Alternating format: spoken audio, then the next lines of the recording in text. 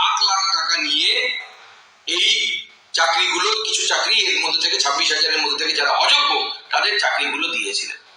ইতিমধ্যেই কিন্তু রাজনৈতিক চর্চা শুরু হয়ে গিয়েছে। আমি আবারও আপনাদের নয়াদিল্লিতে নিয়ে যাব। বিজেন্দ্র সিংহ রয়েছেন আমাদের সঙ্গে। বিজেন্দ্র, কলকাতা হাইকোর্টের যে রায়, যেখানে স্পষ্ট করে দেওয়া হয়েছিল যে 25,752 জন এদের চাকরি থাকছে না, প্রায় 1 বছর পরে দীর্ঘ শুনানি হয়েছে, বক্তব্য শোনা হয়েছে, রাজ্য সরকার, এসএসসি নিজেদের বক্তব্য সামনে রেখেছে, কিন্তু চাল থেকে কাঁকড় বাদ দেওয়া গেল না। আর সেই কারণেই যে রায় কলকাতা হাইকোর্ট দিয়েছিল সুপ্রিম কোর্ট আজ সেটাই বহাল রাখলো। হ্যাঁ, সেটাই বহাল রাখলো এবং সেগ্রিগেশনটা ফাইনালি পুরো ফুল প্রুফ সেগ্রিগেশন হলো না এটা বলা যেতে পারে। কেন কি যখন হিয়ারিং চলছিল, তো যখন এসএসসি জানাচ্ছিল সুপ্রিম কোর্টের কাছে কি 5,000 আশেপাশে তাদের কাছে নাম রয়েছে যাদেরকে তারা মনে করছেন কি টেন্টেড। বিকাশ ভট্টাচার্য বলেছিলেন কি এটা 10,000 থেকে বেশি রয়েছে যারা টেন্টেড এবং তাদেরকেও আইডেন্টিফাই করা হোক। এরমও হিয়ারিংয়ের সময় উঠে এসেছিল কি 40% যারা চাকরি পেয়েছেন তারা টেন্টেড, অর্থাৎ কত টেন্টেড রয়েছেন সেটা এক্স্যাক্ট ফিগার আসছিল না। কিন্তু সুপ্রিম কোর্টের কাছে যে তালিকা দিয়েছে এসএসসি, সেটাকে হয়তো পার্সিয়াল অ্যাকসেপ্ট করেছে সুপ্রিম কোর্ট, যখন তারা এটা বলছেন কি এদেরকে টাকা ফেরত দিতে হবে, অর্থাৎ এসএসসি যাদেরকে আইডেন্টিফাই করেছে।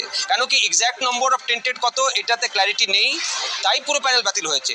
সুপ্রিম কোর্টের চিফ জাস্টিস চন্দ্রচূড় হন বা জাস্টিস সঞ্জীব খান্না যখন হিয়ারিং হয়েছে, বারবার তারা একটাই জোর দিচ্ছিলেন কি যদি এটা সম্ভব হয়, এটা ফুল প্রুফ হয়ে যায় কি এরা টেন্টেড, এরা নন টেন্টেড, সেক্ষেত্রে টেন্টেডরা থাকবে না, নন টেন্টেডরা থাকবে। যারা স্বচ্ছভাবে চাকরি পেয়েছেন তারা চাকরিতে থাকবেন এবং যারা দুর্নীতি করেছেন তাদেরকে চাকরি থেকে বাদ দিতে হবে এবং তাদেরকে টাকা ফেরত দিতে হবে। এই প্রসঙ্গটা উঠে এসেছিল, কিন্তু এখন মনে করা হচ্ছে কি সেটা সম্ভব হলো না। তার কারণ হয়তো এখন বলা যেতে পারে কি এসএসসি যাদের কাছে সব থেকে অথেন্টিক ডেটা ছিল তারা পারলে এটাকে ফাইনাল একটা অথরিটি হিসাবে তারা দিতে পারতেন কি এইটাই হলো ফাইনাল লিস্ট টেন্টেডদের, এর বাইরে আর কেউ টেন্টেড নেই, তাহলে হয়তো সেগ্রিগেশন সম্ভব হতো, তারা যদি সেটাকে এনশিওর করতেন। একেবারে বিজেন্দ্র, আমি তোমাকে এই জায়গায় একটু বিরত করি, আবারও তোমার কাছে ফিরবো। তবে এই মুহূর্তে আমাদের সঙ্গে টেলিফোন লাইনে রয়েছেন বিশ্বজিৎ দেব, মিজোরামের অ্যাডভোকেট জেনারেল। বিশ্বজিৎ বাবু, আপনি কিভাবে দেখছেন সুপ্রিম কোর্টের এই রায়কে?